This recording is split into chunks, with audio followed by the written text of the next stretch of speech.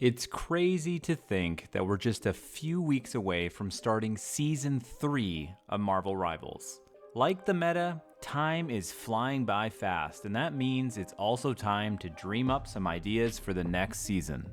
What do you wish they would add to the game? A certain character or map, a type of character, a new mode or feature? For me, it's a combination of things, and I thought I'd fire off a video discussing it a bit and seeing what other people think.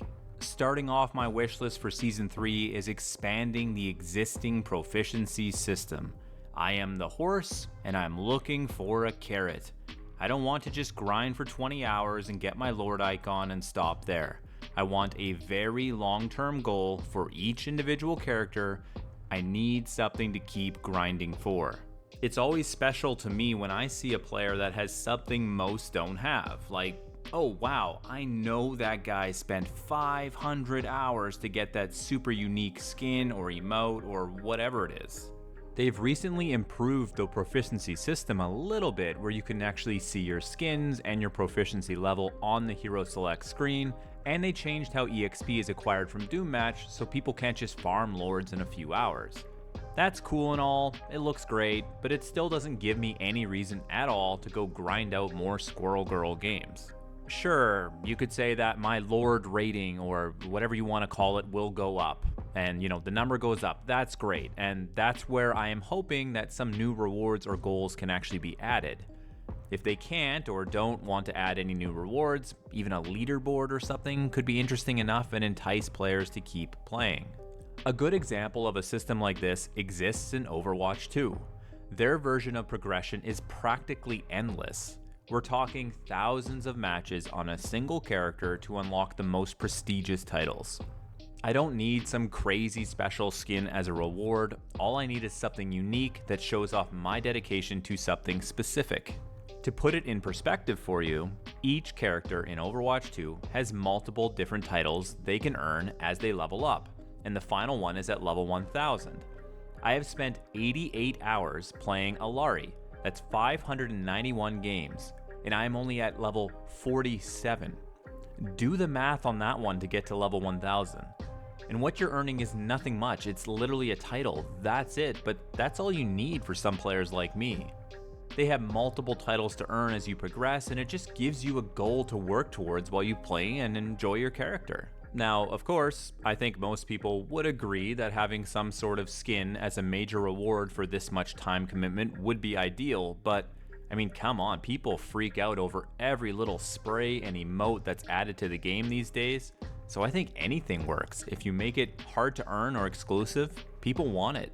I think when it's all said and done, if Marvel Rivals can find maybe something new and unique, something we haven't seen before, that will keep you wanting to play your favorite characters even more, is a benefit for everyone. And I mean, they've cooked up so many unique things already that I'm really excited to see what they could possibly do in this space going forward. Moving on to the next thing I'd love to see in Season 3, and it's a new Vanguard. And not just any Vanguard, we definitely need more in general, but personally I'd love to see a grappling or grabbing or pulling or whatever you want to call it style of tank added to the game. I think we need a Vanguard that can help pressure the flying characters in the game that can often be frustrating to deal with, or nearly impossible to deal with on some of the tanks like the Thing. We've got a few ways to get up in the air and try to harass the flyers, but I think we need another.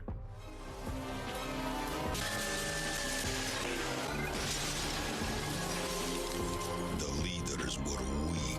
They restrained me once and lost the empire. Now they have brought me back, a living weapon they once had grown to fear. Soviets created him. Red's got his own plans for this country. And worst of all, nothing hurts him. You defeated him? Slow him down. And there he is, the one particular character that I think can fit this role better than anyone else is none other than Omega Red. This dude is something else. He's got the expected traits of extreme speed, strength, and durability, but also some attributes that would make him stand out amongst the other Vanguards currently in the game. If you're not familiar, Omega Red has tentacles that are implanted in his arms and wrists. He can use these to ensnare an enemy, grab them, pull himself towards them, or just whip them around for damage. It's a lot of fun to picture Omega Red landing a tentacle on a Human Torch and just yanking him out of the air to his demise. Most hero-style shooters have some sort of grab you kind of tanky character, and I think Red is perfect for that role. He also has some other very interesting mechanics, like how he emits pheromones from his body, known as death spores, that are poisonous chemicals that will affect anyone near him. It seems like a great concept to go along with pulling someone on top of himself or pulling himself towards them. To add on to this, Omega Red needs to drain the life essence of victims in order to sustain himself.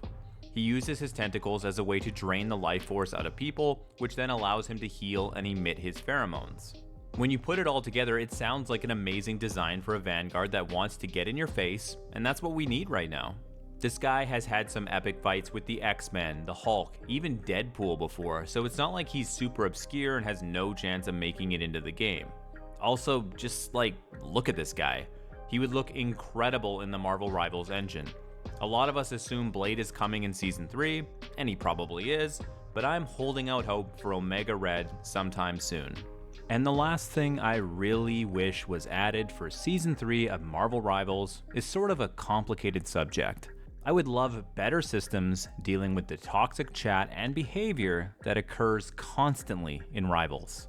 For some reason, people are very hung up on every little thing in this game, and it must be daunting to try and keep up with it as developers. Like, it's getting to the point of mental illness. You can lock in a character in quick play and get screamed at for your choice. I've had people die at the start of the round, tell the entire team to go fuck themselves, and then AFK until they get auto-kicked. Like, bro, seek help. It isn't that serious. There was one time where I asked a Loki on my team if he could crack his ult next to stop a push from the enemy team, and the guy came into my stream and lost his shit for 20 minutes. This was also from a quick match game. There's literally nothing at stake. It's just for fun, man. I was just saying, yo, Loki, crack your ult, and this guy lost it. He felt personally attacked by it. And I've literally only experienced 2 cheating instances in my thousands of matches so far. So I believe the whole hacker issue is not a huge thing to worry about, but allowing people to infect the matches with cancer behavior can be prevented, and it should be punished. I've been gaming my entire life, so I'm kind of used to this stuff. I can shake it off, but that doesn't make it okay. And a lot of other people take it very seriously, and it hurts them, and then they don't want to play the game, and it's just, they're going to lose players, and I don't want the game to lose players. It's a fantastic game, and I want it to keep being profitable for the company, and I want people to keep enjoying it. And I think there's a big difference between, like, you know, making some sort of in-universe joke or you poking at someone and just being an actual moron or asshole. Like, people need to be human. Don't be such a dickhead. Another crazy example is how I made a video about the changes to Jeff and how I enjoy Jeff a lot more now. And man, the toxicity from these Jeff mains was incredible. People went nuts for me stating my actual opinion, even though at that point I had actually played the character on the test server and they hadn't. It makes no sense. How can you tell me that something sucks when I've played it and I enjoy it more and you haven't even played it? Marvel Rivals has a blossoming competitive scene. It is definitely pushing towards a competitive mindset, but they need to keep the atmosphere positive. You might think you're a pro or something at this game. You aren't. I don't care if you're Celestial 3. That's nothing. It doesn't matter. I have a ton of my own opinions on what works or what doesn't, but the way I deliver that opinion is what makes the real difference.